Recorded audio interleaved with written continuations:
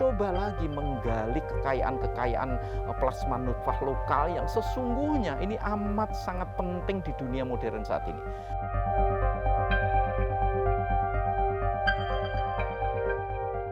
Sedih juga sih sebenarnya kalau melihat potensi varietas-varietas yang ada di Indonesia segitu banyaknya tanpa ada pengelolaan yang benar, sampai varietas-varietas lokal juga habis kasarannya. Apalagi di Jawa itu kan tinggal sedikit, Mbak. Ketika varietas-varietas lokal ini lenyap, maka lenyap sudah gen-gen yang luar biasa penting yang bisa kita kembangkan di masa depan.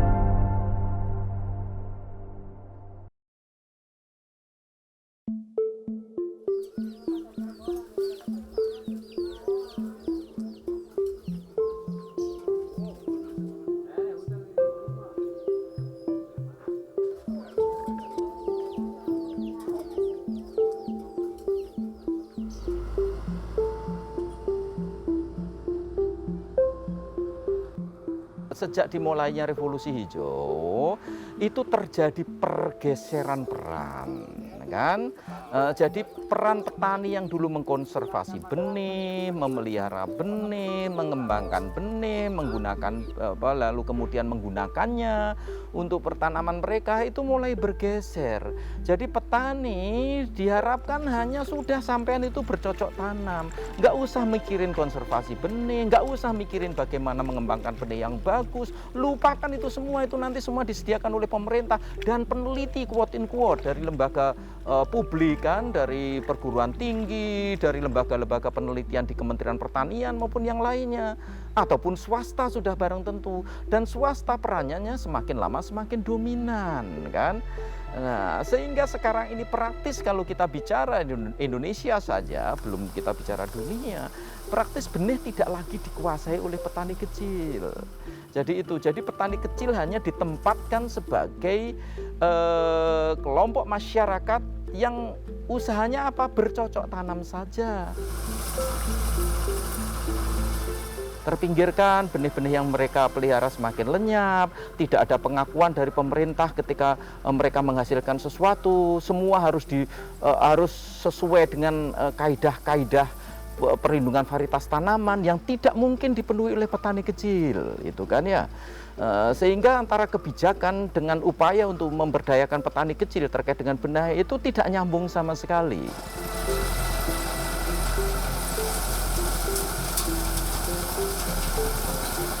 Padahal ini melupakan kesejarahan terkait dengan benih. 2,1 juta varietas tanaman di seluruh dunia dikembangkan oleh petani kecil. Lembaga-lembaga publik hanya mengembangkan 8.000 saja. Swasta hanya mengembangkan 25.000. Nggak ada artinya swasta dan pemerintah ataupun lembaga-lembaga publik dibanding petani kecil yang sudah mengembangkan sekian juta varietas tanaman. Dan ini yang sebenarnya kelemahan terbesar di dalam sistem perbenihan di Indonesia maupun di tingkat internasional.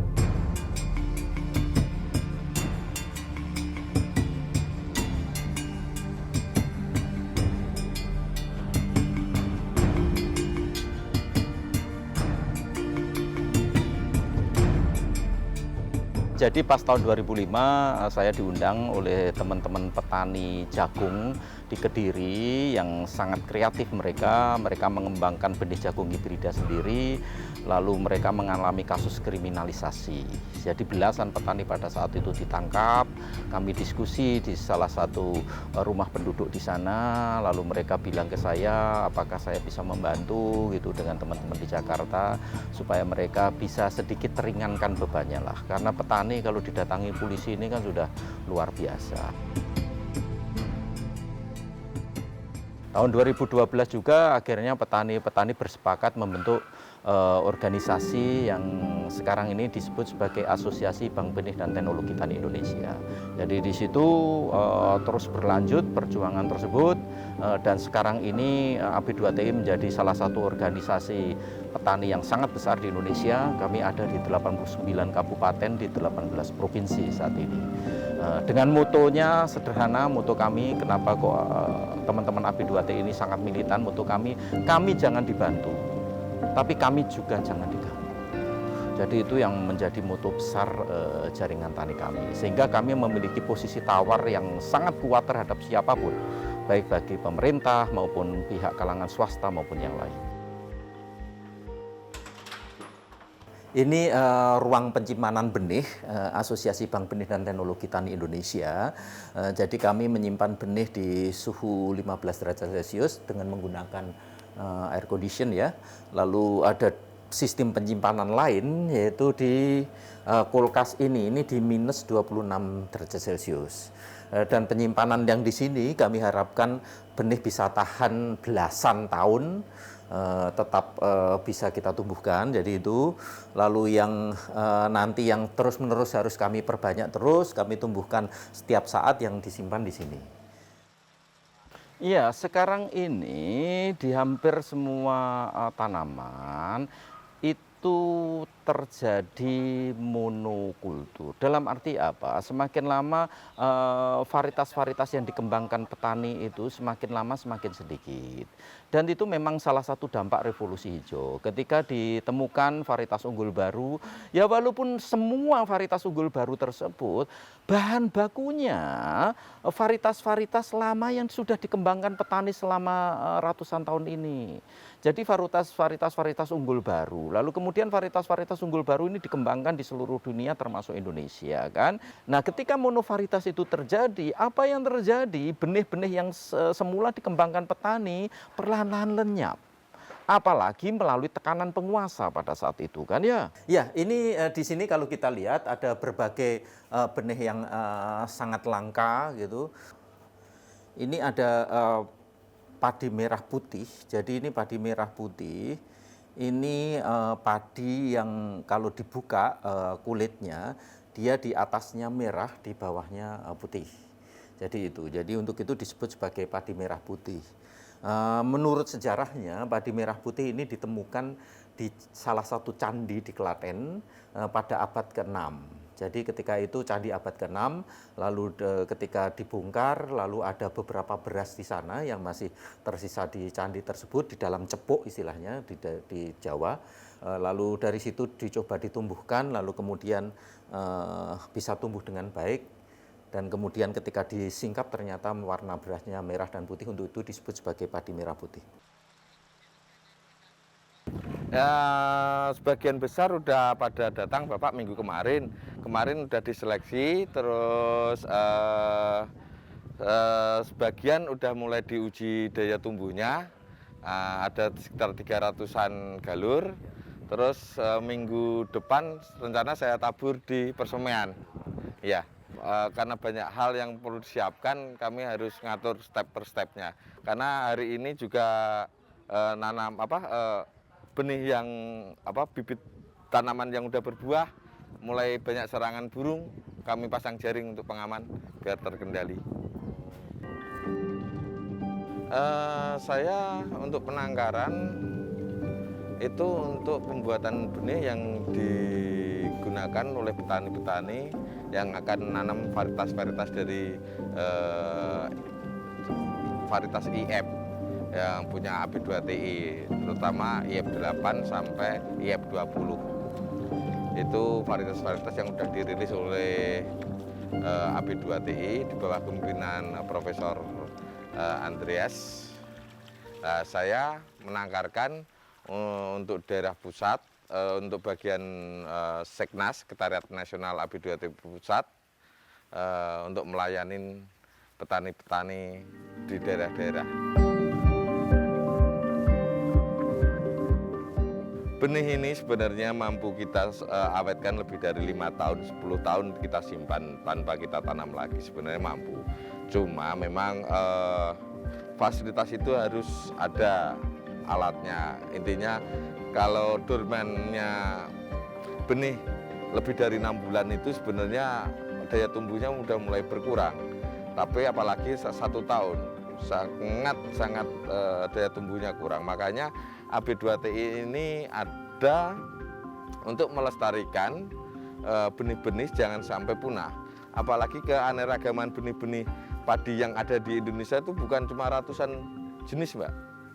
Ribuan, mungkin puluhan ribu. Kita melakukan pembuatan pembibitan padi. Step-stepnya urutannya adalah benih padi direndam di dalam air, terus dicampur dengan punya B2TI namanya probiode penyubur tanaman dan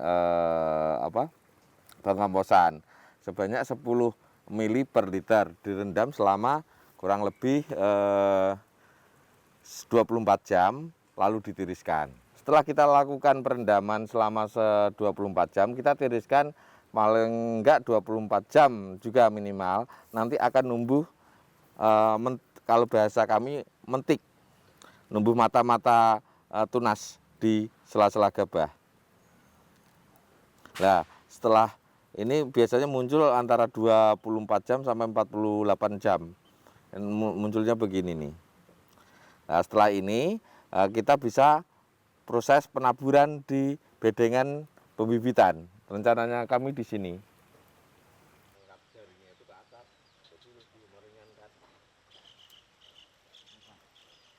Kami mengamankan galur-galur, terus menyeleksi varietas-varietas padi di Indonesia, terutama yang lokal. Karena varietas padi lokal ini ketahanannya sangat istimewa. Jadi Pop Andreas berkeinginan untuk menyilangkan varietas-varietas lokal yang ketahanannya lumayan sangat istimewa dengan varietas-varietas yang produktivitasnya tinggi.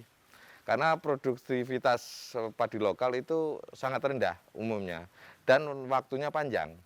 Makanya Prof. Andreas mengoleksi benih-benih untuk ditangkarkan, untuk diseleksi, untuk di pemuliaan, untuk dimuliakan lagi dengan varietas-varietas unggul yang udah ada.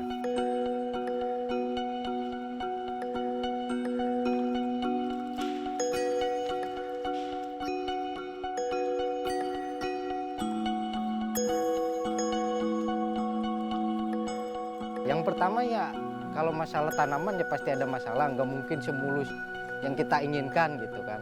Ya pasti yang pertama hamanya tuh kadang-kadang susah dibasmi, keduanya ya burung gitu kan. Yang ketiganya ya gimana kita mengantisipasinya aja sih Mbak. Ya kebanyakan yang banyak yang ngeluh sih, kebanyakan yang kosongnya Mbak. Karena ya kita kan nggak satu hari full di sawah atau mengamati padi semua gitu kan. Ya terkadang ada yang kosong, ada yang mulus gitu kan. Nah dari situ diseleksi lagi, di blower, dipilih, nah yang bagus baru dikemas, yang nggak bagusnya ya dibuang gitu. Ya kalau saya pribadi ya perawatannya ya nggak terlalu sulit, tergantung ya yang penting intinya kita cinta tanaman aja dulu. Yang kedua kita sambil seleksi mana yang bibit berkualitas atau yang unggul gitu kan. Nah yang kedua seragam atau enggaknya ya, kalau yang seragam kita rawat, kalau yang enggak seragam kita buang gitu Mbak. Ya awalnya sih coba-coba Mbak, lama kelamaan jadi suka bercocok tanam, ya awalnya itu aja sih. Nah yang ketiganya ya karena ditekuni, ya karena keterbiasaan aja. Jadi seneng nanam apa, seneng gitu aja. Sambil mempelajari hamanya tuh apa aja, terus jenisnya padi tuh apa aja. Kan yang saya tahu pribadi sih cuman IR atau TR atau apa, kan pas masuk ke sini ya alhamdulillahnya jadi tahu banyak gitu aja sih Mbak. Dibilang penting ya penting banget Mbak. Ya karena sumber dasar benih utamanya tuh unggulnya tuh dari situ. Kita hanya menyediakan, dia yang menyeleksi, dia yang membuat kemasannya juga, dia yang mengimpornya juga, dia yang memasarinnya juga gitu Mbak. Kalau misalkan nggak ada AB2TI ya kita berjalan kemana kan kurang tahu juga kan gitu Mbak. Yang penting dasarnya itu AB2TI gitu. Lalu kita isi ini dengan air hangat dan masukkan ke sini. Sebanyak-banyaknya, lalu dijemur di panas matahari. Ini dilakukan jam 8 sampai jam 12. Nah, sampai ini keluar semua kuning-kuningnya. Sampai bunga jantan ini birahi. Cirinya apa? Ketika kita sentuh dengan ujung kuku ini, ada serbuk kuningnya. Itu cirinya bunga jantan ini sudah siap kawin. Sejak zaman Firaun, lalu ke Mendel, dan sekarang ini sama persis metode pemulihan tanaman. Kita menyilangkan antara dua varietas yang berbeda karakternya, lalu setelah itu diseleksi. Nah, di sini mengapa AB2TI menjadi luar biasa kuat di pemulihan tanaman? Karena kami punya puluhan ribu petani. Nah, sehingga ketika tadi sudah saya ceritakan kami punya koleksi kira-kira 3.600 galur. Nah, kalau saya sebagai peneliti yang jumlahnya hanya 100 orang, seberapa besar kemampuan saya untuk menyeleksi? Apa yang kami lakukan di AB2TI? Dari 3.500 galur yang kami bikin di Sekretariat Nasional, kami sebar di 5 kabupaten. Sehingga proses pemulihan tanaman ini bisa sangat cepat, karena melibatkan ribuan petani.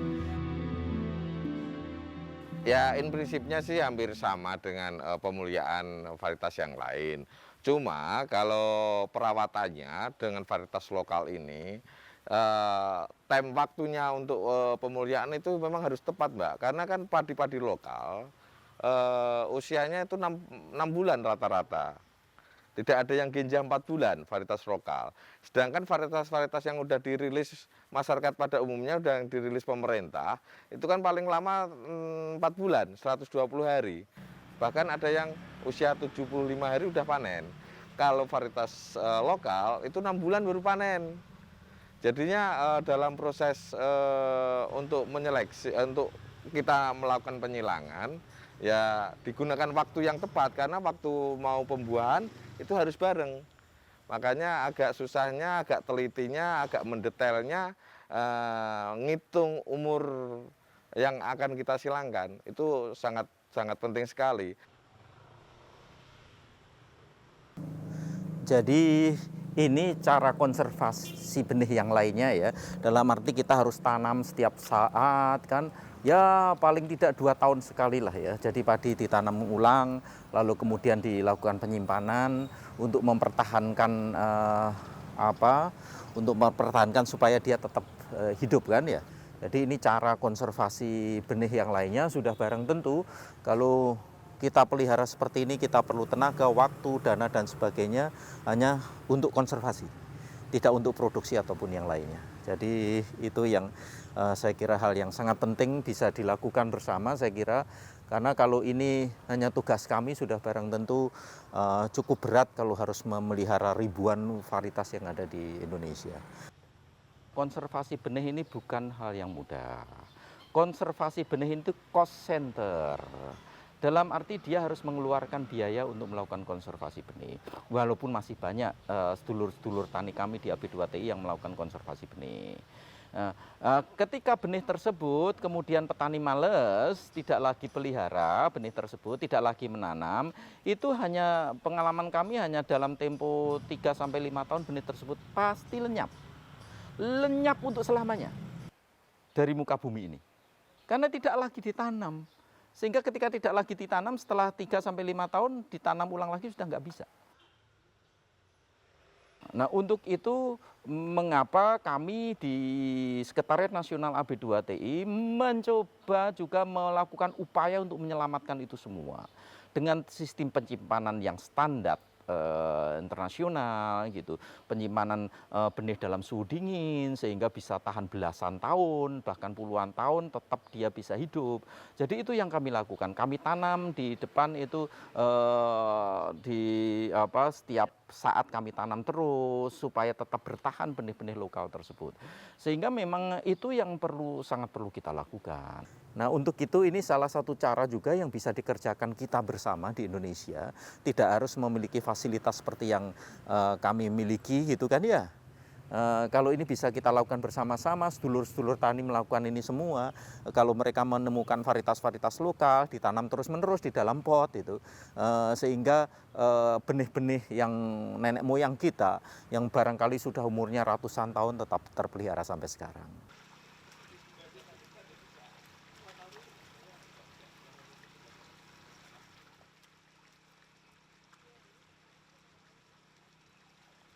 Karena varietas-varietas yang ada di Indonesia ini kan karena karunia ilahi ya, memang harus kita jaga. Pasti ada kelebihan masing-masing. Itu yang Prof. Andreas mau gali semuanya untuk menjadikan Indonesia biangnya basisnya padi.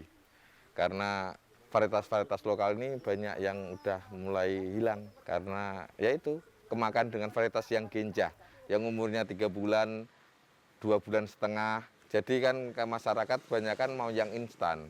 Karena varietas lokal yang umur 6 bulan itu sangat menyita waktu kan, untuk apalagi lahan sempit, makanya produktivitas harus ditingkatkan.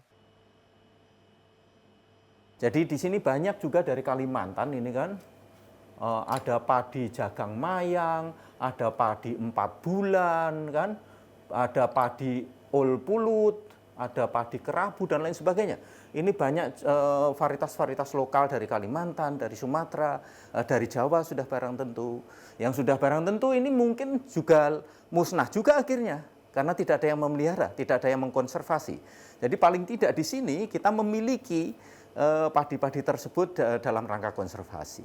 Sehingga nanti kalau kita perlukan untuk pengembangan lanjut, misalnya untuk disilang-silangkan, kita memiliki bahan, memiliki material. Itu yang sangat penting saya kira.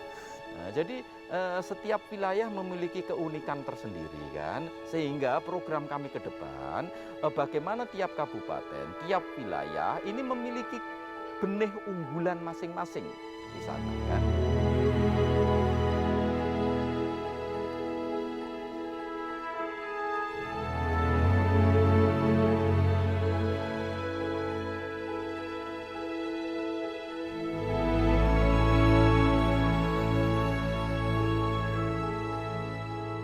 Benih adalah kehidupan.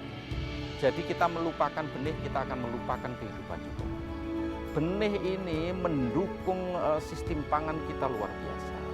Sehingga memelihara benih, memelihara kehidupan akan memelihara umat manusia seluruhnya. Dari sini kami semakin yakin bahwa petani kecil ini memiliki peran yang luar biasa besar untuk menjaga pangan kita, untuk memproduksi varietas-varietas baru yang sangat unggul, yang bahkan dari hasil kajian kami lebih unggul daripada varietas-varietas yang sekarang ini sudah dimiliki.